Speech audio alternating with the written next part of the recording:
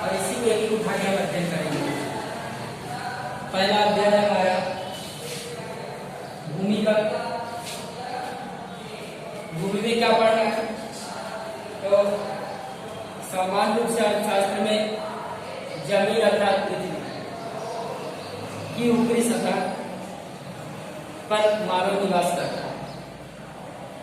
सामान्य व्यवहार में जमीन अर्थात पृथ्वी की ऊपरी सतह पर मानव निवास करता है,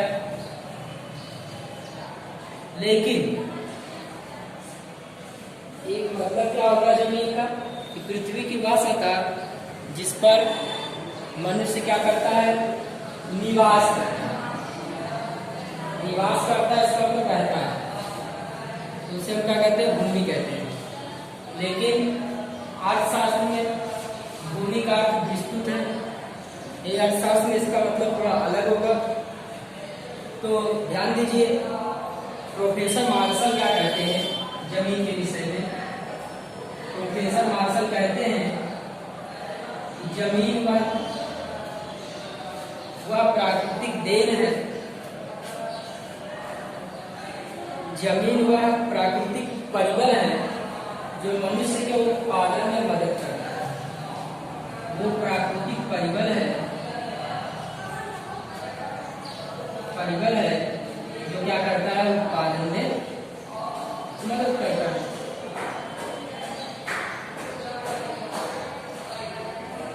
तो प्रोफेसर मार्शल कहते हैं कि जमीन वह प्राकृतिक परिबल है जो उत्पादन में क्या करता है?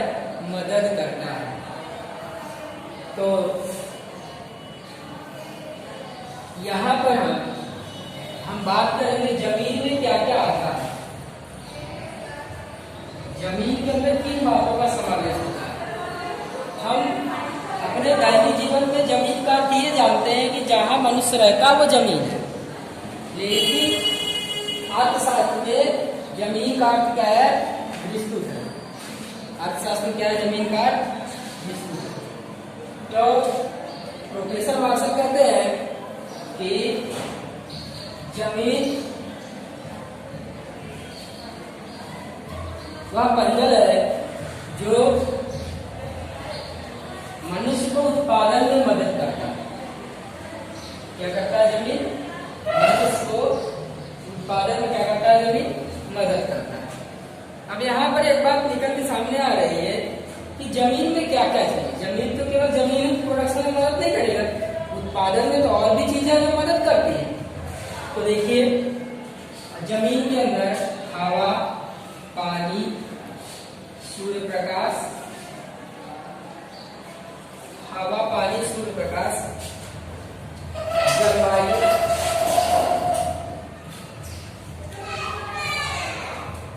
यानी प्रोफेसर मार्शल ने कह दिया कि उत्पादन में जो मदद करे वो जमीन। लेकिन यहाँ पे जमीन का विस्तृत अर्थ नहीं है तो उत्पादन में कौन मदद करेगा? हवा, पानी, सूर्य प्रकाश, जलवायु।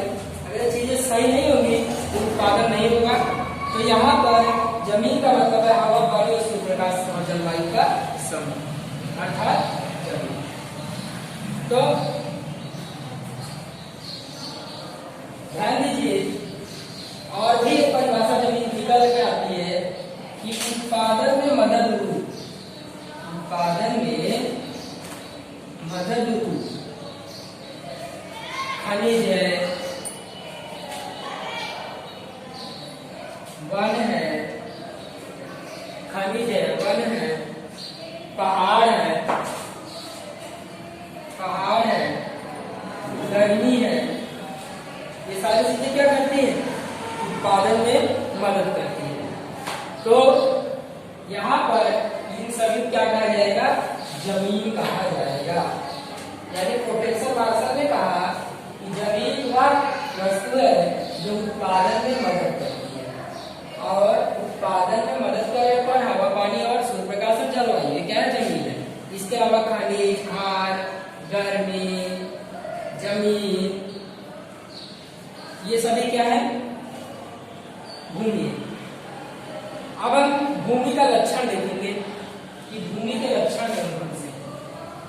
भूमि के लक्षण, पहला लक्षण है कि प्राकृतिक उपहार है।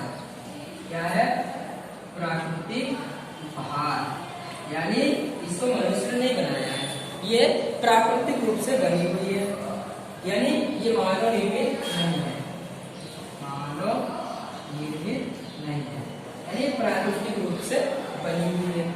दूसरा, भूमि का कुल पूर्ति स्थिर है, कुल भूमि स्थिर, यानी आप धरती का आकार बढ़ा नहीं सकते, कहने का ये मतलब।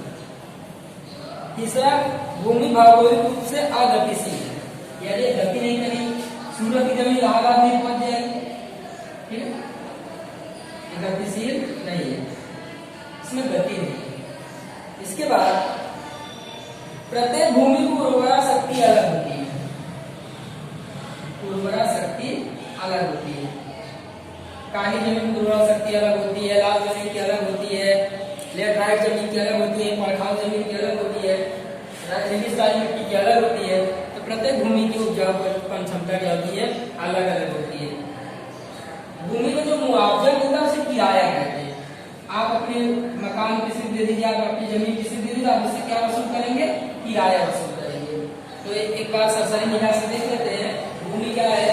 सामान्य रूप से भूमि का मतलब यह समझते हैं पृथ्वी को ऊपरी सतह पर जहाँ मानव निवास करता है उसे भूमि कहते हैं। देखिए अर्थशास्त्र प्रोफेसर मार्शल कहते हैं भूमि वह प्राकृतिक साधन है जिसको मनुष्य के उत्पादन में क्या करता है, मदद करता है।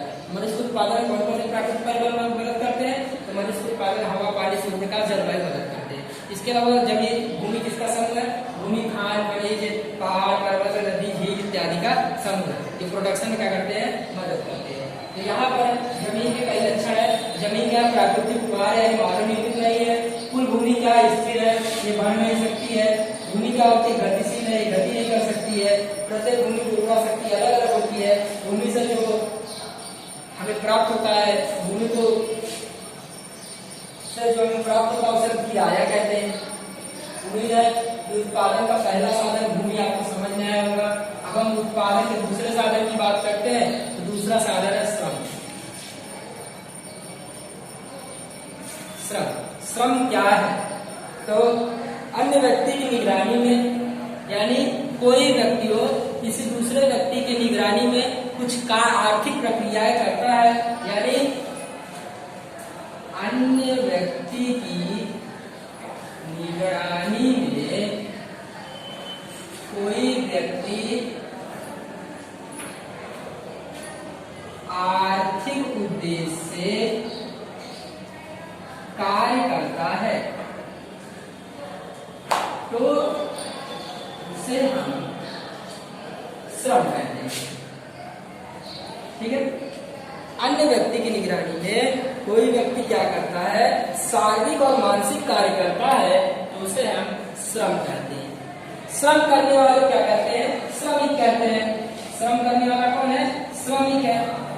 श्रम करने वाला श्रमिक किसी अन्य व्यक्ति के निगरानी में आर्थिक उद्देश्य से शारीरिक और मानसिक रूप से किया जाने वाले कार्य को हम क्या कहते हैं, श्रम। उम्मीद है आपको श्रम समझ में आया होगा। चलिए अब हम कुछ अर्थशास्त्रियों की परिभाषा श्रम के विषय में देख लेते हैं कि किसी ने परिभाषा दी है, अगर नहीं दी है तो ठीक है। देखिए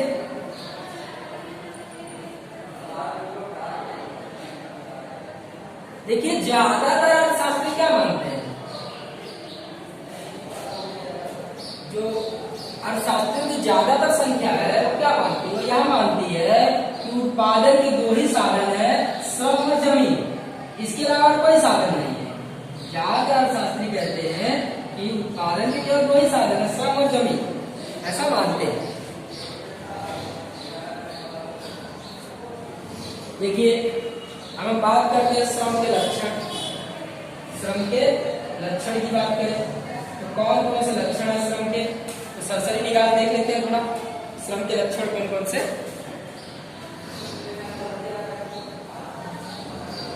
देखिए स्टूडेंट, श्रम के लक्षण, श्रम और श्रमिक अविभाज्य, यानी श्रम और श्रमिक अविभाज्य का मतलब है कि अगर कोई व्यक्ति है तो मेहनत कर रहा है, तो व्यक्ति अलग नहीं हो सकता, यानी अविभाज्य है, तो किसी व्यक्ति के अंदर ही श्रम छिपा होता है, वो अलग नहीं किया जा सकता। दूसरा है श्रम नाशवान है, यानी आपने एक दिन मेहनत किया तो दूसरे दिन नहीं, एक दिन का एक दिन नहीं करेंगे आप, उसको श्रम को संग्रहित नहीं कर सकते।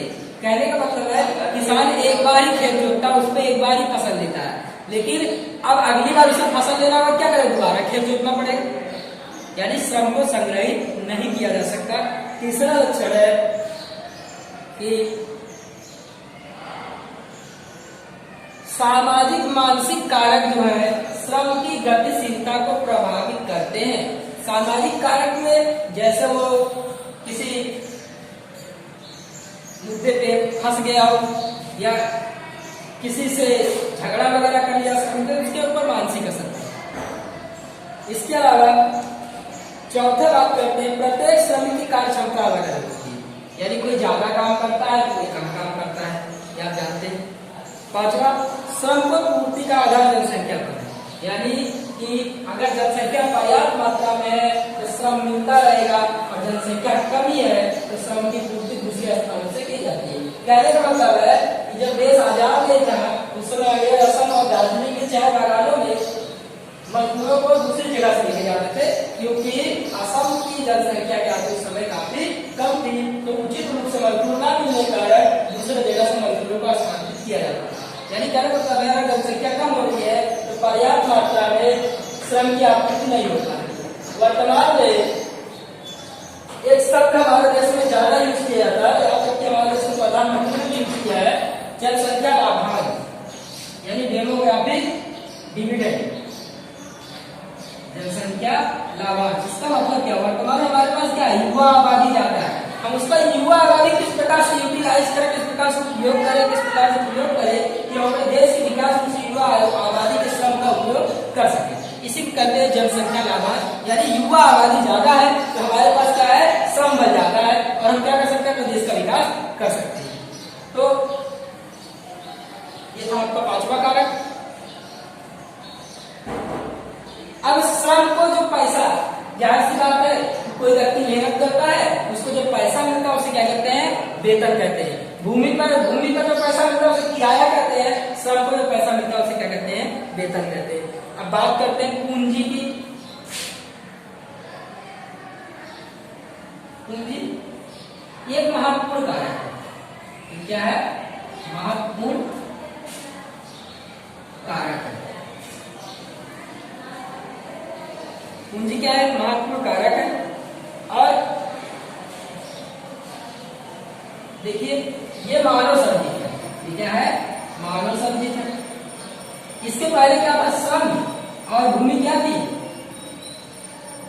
प्राकृतिक थी, क्योंकि मनुष्य किसी ने बनाया नहीं, मनुष्य प्राकृतिक रूप से जन्म लिया है, और श्रम मनुष्य श्रम करता वही प्राकृतिक होगा, भूमि प्राकृतिक होगी। लेकिन पूंजी क्या है, मानव निर्मित साधन है, यानी कोई व्यक्ति अपनी बचत से किसी धंधे और रोजगार में कुछ पैसा लगाता है, उसी को हम पूंजी कहते हैं। तो पूंजी क्या है, मानव निर्मित साधन है। पूंजी का मतलब क्या होता है, वह भौतिक वस्तु, पूंजी का मतलब है वह भौतिक वस्तु जो उत्पादन में मदद करे। पूंजी का एक मतलब ये भी है कि वह भौतिक वस्तु जो उत्पादन में क्या करे, मदद करे। तो हम पूंजी को उत्पादित का साधन मानते हैं। पूंजी भी क्या है, एक प्रकार से उत्पादन का साधन है। तो चलिए अब हम आगे देखते हैं पूंजी के बारे में थोड़ा सा, और क्या चीज है पूंजी के अंदर, कौन कौन सी ऐसी बातें हैं जो जिनका उल्लेख करना जरूरी है। तो चलिए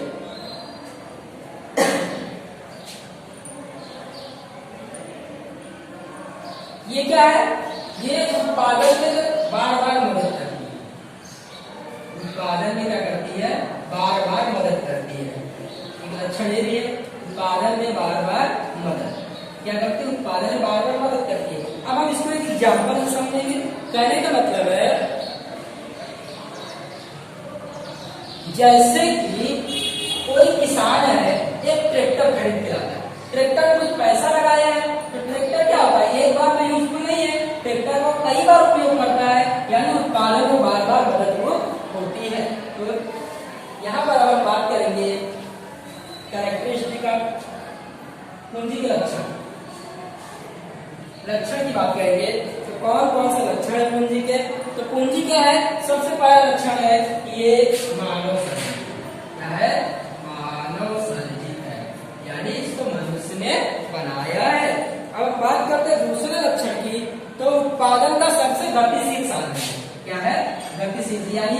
पूंजी एक स्थान से दूसरे स्थान पर लगाई जाती है, गतिशील साधन है। और इसके अलावा पूंजी जो है वो कमी वाली होती है, इसकी कमी होती है। सरकारी क्या करती है, एफडीआई आती है। आप एफडीआई है समझेंगे, जब पढ़ेंगे समझ जाएंगे। विदेशी व्यक्ति हमारे देश में निवेश करता है, यानी पूंजी का एक और लक्षण है कि कमी होती है। तो इसके अलावा पूंजी से जो रकम मिलती है उसे मुआवजा कहते हैं। ध्यान दीजिए, क्या कहते हैं, मुआवजा कहते हैं। इसके पहले भूमि से किराया, श्रमिक को वेतन, और पूंजी से जो प्राप्त होगा उसे हम क्या कहेंगे, मुआवजा कहेंगे। पहला लक्षण पूंजी मानव साधित है, दूसरा गतिशील है, तीसरा इसकी कमी होती है, चौथा इसके विनियोग से क्या होता है, मुआवजा हमें मिलता है। उम्मीद है आपको ये समझ में आया होगा। अब बात करते हैं अंतिम है नियोजन। नियोजन होता क्या, तो किसी भी कार्य का कुशलतापूर्वक आयोजन ही नियोजन कहलाता है। ये आपको बीए में मिलेगा, मैं आपको ऐसे बता रहा हूँ कि किसी भी कार्य का कुशलतापूर्वक आयोजन नियोजन कहलाता है। और नियोजन करने वाले को नियोजक कहते हैं। नियोजन करने वाले हम क्या कहते हैं, नियोजक कहते हैं। ये आपको बीए में मिलेगा। तो नियोजक क्या है, नियोजन क्या है, किसी भी कार्य का कुशलतापूर्वक आयोजन करना ही नियोजन कहलाता है। और नियोजन करने वाले को हम नियोजक कहते हैं। तो यहां पर ध्यान देना, यहां पर ध्यान देना कि जो साधनों का इकट्ठा करता है, यानी यहाँ पे एक चीज याद रखिए, जो पूंजी, श्रम और भूमि सबको इकट्ठा कर लेता है, यानी सबको जोड़ लेता है, यानी सबका नियोजन कर लेता है, उसे हम नियोजक कहते हैं। ध्यान दीजिए, नियोजक और संचालक में अंतर है, संचालक में अंतर है। ध्यान दीजिएगा, बीए का शब्द है दोनों, नियोजक और संचालक में क्या डिफरेंस है मैं आपको बताता हूँ। सॉरी, व्यवस्थापक। देखिए, नियोजक क्या करेगा, इन चीजों में इकट्ठा करेगा, और इसका व्यवस्था कौन करेगा, व्यवस्थापक यानी मैनेजर। मैनेजर कौन होता है, तो मैनेजर एक सैलरी प्राप्त, यानी एक वेतन प्राप्त कर्मचारी होता है जो उत्पादन के साधनों का मैनेजमेंट करता है। और उनको इकट्ठा कौन करता है, तो नियोजक करता है। ध्यान देना, इकट्ठा करने का नियोजक का है, और उसको मैनेजमेंट करने का, यानी उसकी व्यवस्था करने का, पूरी तरह की देख रेख करने का व्यवस्थापक। अब हम आगे आते हैं, यहीं पर थोड़ा और क्या क्या है इसके अंदर। अब देखिए यहाँ पर